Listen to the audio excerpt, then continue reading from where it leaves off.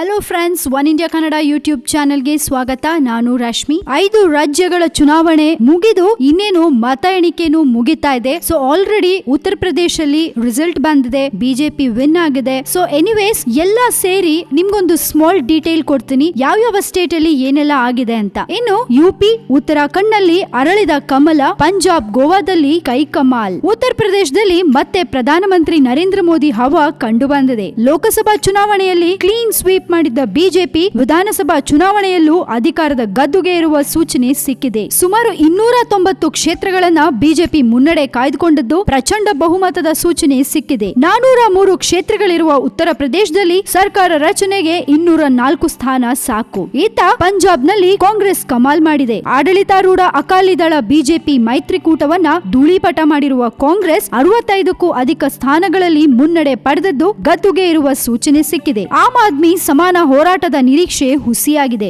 ಇತ್ತ ಉತ್ತರಾಖಂಡ್ನಲ್ಲೂ ಕಮಲ ಅರಳ್ತಿದೆ. 70 ಕ್ಷೇತ್ರಗಳ ಪೈಕಿ 52ರಲ್ಲಿ ಬಿಜೆಪಿ ಮುನ್ನಡೆ ಸಾಧಿಸಿದೆ. ಆಡಳಿತಾರೂಢ ಕಾಂಗ್ರೆಸ್ ನೇತೃತ್ವದ ಹರೀಶ್ ರಾವತ್ ಸರ್ಕಾರಕ್ಕೆ ಮುಖಭಂಗವಾಗಿದ್ದು ತೀವ್ರ ಹಿನ್ನಡೆ ಅನುಭವಿಸಿದೆ. ಹಾಗೆ ಗೋವಾದಲ್ಲೂ ಕಾಂಗ್ರೆಸ್ ಮುನ್ನಡೆ ಸಾಧಿಸಿದ್ದು, ಮಣಿಪುರದಲ್ಲಿ 2 ರಾಷ್ಟ್ರೀಯ ಪಕ್ಷಗಳ ನಡುವೆ ಪೈಪೋಟಿ ನಡೆದಿದೆ. ಇನ್ನು ಸ್ವಲ್ಪ ಹೊತ್ತು ಕಾದ್ರೆ 5 ರಾಜ್ಯಗಳಲ್ಲಿ ಯಾರು ಅಧಿಕಾರಕ್ಕೆ ಬಂದ್ರು ಅನ್ನೋದು ಗೊತ್ತಾಗತ್ತೆ. ಸೊ ನಿಮ್ಗೆ ಹೀಗೆ ಅಪ್ಡೇಟ್ಸ್ ಅನ್ನ ಕೊಡ್ತಾ ಇರ್ತೀವಿ. ನಮ್ಮ one India Kannada YouTube channel ಅನ್ನ ನೋಡ್ತಾ ಇರಿ, ಹಾಗೆ ಸಬ್ಸ್ಕ್ರೈಬ್ ಕೂಡ ಮಾಡಿ. ಇನ್ನು ಇದ್ರ ಬಗ್ಗೆ ನಿಮ್ಗೇನಾದ್ರೂ ಅನ್ಸಿದ್ರೆ ದಯವಿಟ್ಟು ನಿಮ್ಮ ಕಾಮೆಂಟ್ಸ್ ಅನ್ನ ನಮ್ಮ ಕಮೆಂಟ್ ಬಾಕ್ಸ್ ನಲ್ಲಿ ನೀವು ಹಾಕಿ ಕಳಿಸಿ. ಅಂಡ್ ಈ ನಮ್ಮ ವಿಡಿಯೋನ ಲೈಕ್ ಮಾಡಿ, ಶೇರ್ ಮಾಡಿ, ಪ್ಲೀಸ್ ಸಬ್ಸ್ಕ್ರೈಬ್ ಮಾಡಿ.